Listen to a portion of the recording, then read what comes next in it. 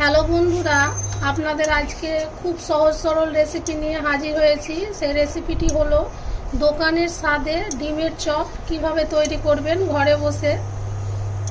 ডিমের চপ বানানোর জন্য সর্বপ্রথম আমি কড়াই চাপিয়ে দিয়েছি। কড়াইটা আমার তেতে গেছে। কড়াইয়ে আমি এখন সরিষার তেল ঢেলে নেব। প্রথমে ডিমের চপে পুরটা তৈরি করব।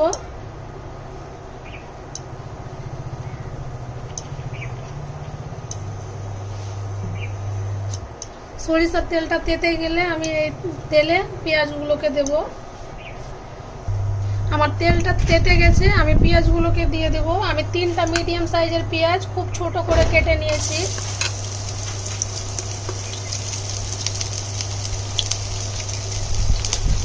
আমি পেঁয়াজগুলোকে খুব বেশি ভাজবো না, হালকা লাল করে ভাজবো।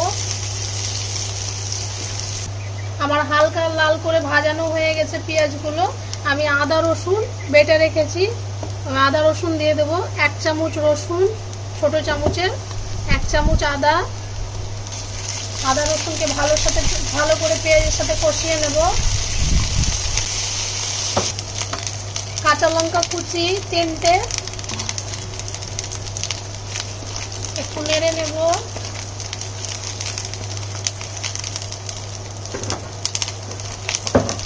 সব মশলাগুলো খুব ভালোভাবে কষানো হয়ে গেছে। আমি গ্যাসটাকে খুব কমিয়ে দেব যাতে আমার কষানো মশলাগুলো তলে না লেগে যায়।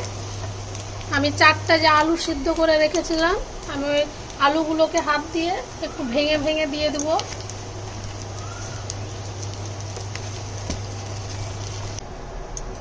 আমার আলুগুলো দেওয়া হয়ে গেছে। আমি কষানো মশলার সাথে খুব ভালোভাবে মিক্স করে নেব।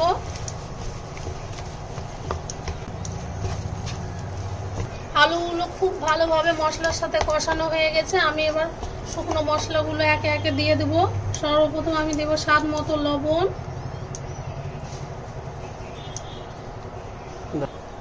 1 চামচ হলুদ,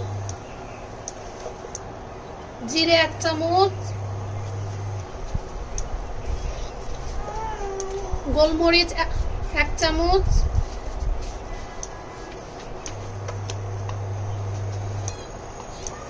চাট মশলা 1 চামচ,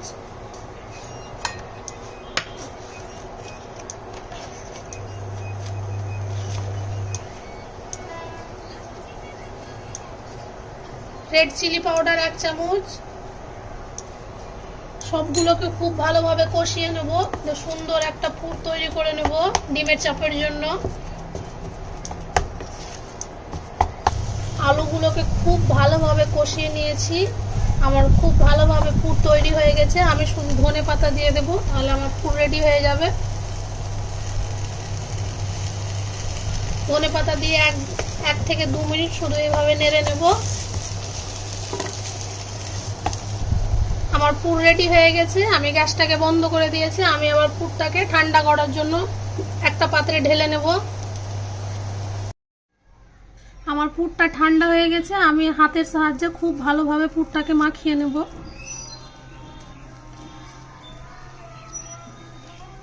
যেগুলো আমার ছানাটা খুব ভালোভাবে আলুর ছানা তৈরি করা হয়ে গেছে, মানে আমার পুরটা হয়ে গেছে ডিমের চপে। ডিমের চপের জন্য আমি 3টে ডিম আগে থেকে সিদ্ধ করে 2 টুকরো করে খুব ভালোভাবে কেটে নিয়েছি সুতোর সাহায্যে। আমি এই টুকরোগুলোতেই আলুগুলো খুব ভালোভাবে একটা গোল শেপ দিয়ে দেবো আলু দিয়ে। আমি একটু আলু নিয়ে নেব, হাতের তলা দিয়ে আমি চ্যাপটা করে নেব। সর্বপ্রথম অর্ধেক ডিম দিয়ে দেব।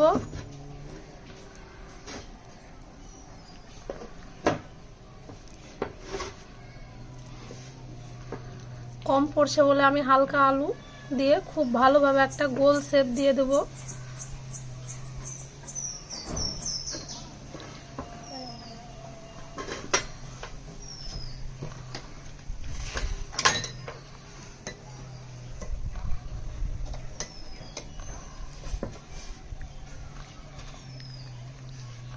খুব সুন্দরভাবে হয়ে গেছে। আমি এইভাবে সবগুলোকে করে নেব পরপর।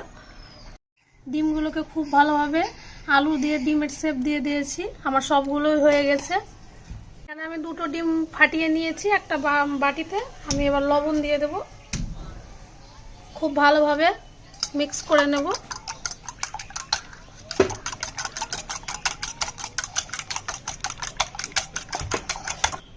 ডিমটা খুব ভালোভাবে আমার ফাটানো হয়ে গেছে।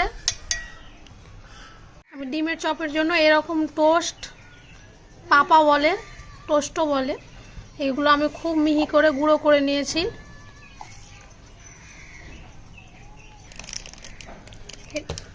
টোস্টের গুঁড়োতে আমি এই ডিমের চপ যে তৈরি করে রেখেছিলাম আলু দিয়ে, ওটাকে আমি খুব ভালোভাবে গায়ে মাখিয়ে নিব, আলুর গায়ে।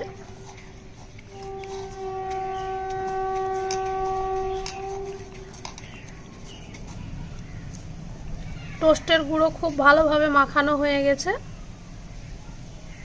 আমি যে ডিমটা গুলে রেখেছিলাম ওই ডিমেও আমি একবার কোট করে নেব।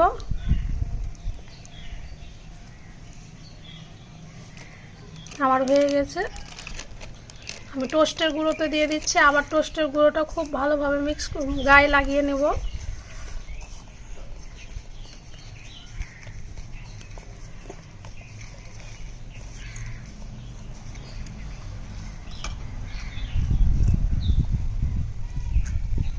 খুব ভালোভাবে আমার কোট করা হয়ে গেছে। আমি এইভাবে সবগুলোকে করে নেব।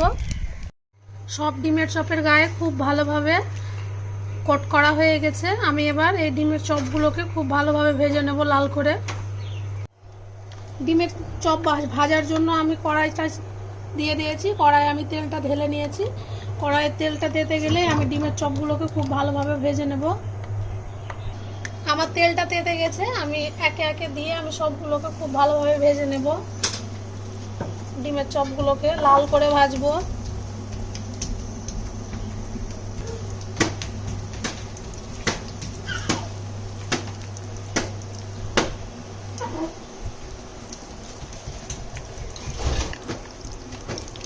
আমি হালকা করে ওপর থেকে তেল দিয়ে দেব। আমি উল্টে দিচ্ছি, ডিমগুলোকে এক পিঠ হয়ে গেছে।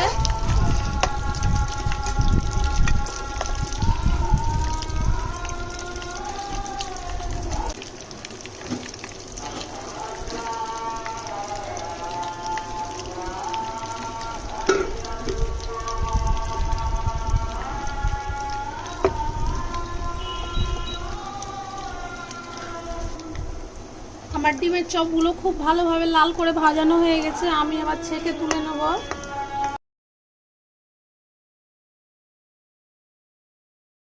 আমার ডিমের চপ তৈরি হয়ে গেছে। আপনাদের আবার আমার ডিমটা কতটা ভালো হয়েছে আপনাকে কেটে দেখাবো।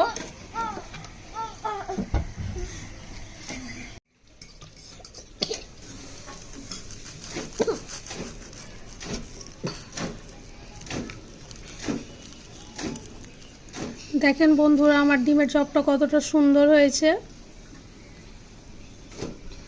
আমার ভিডিওটা ভালো লাগলে লাইক করবেন আর আমার চ্যানেলটাকে সাবস্ক্রাইব করতে ভুলবেন না।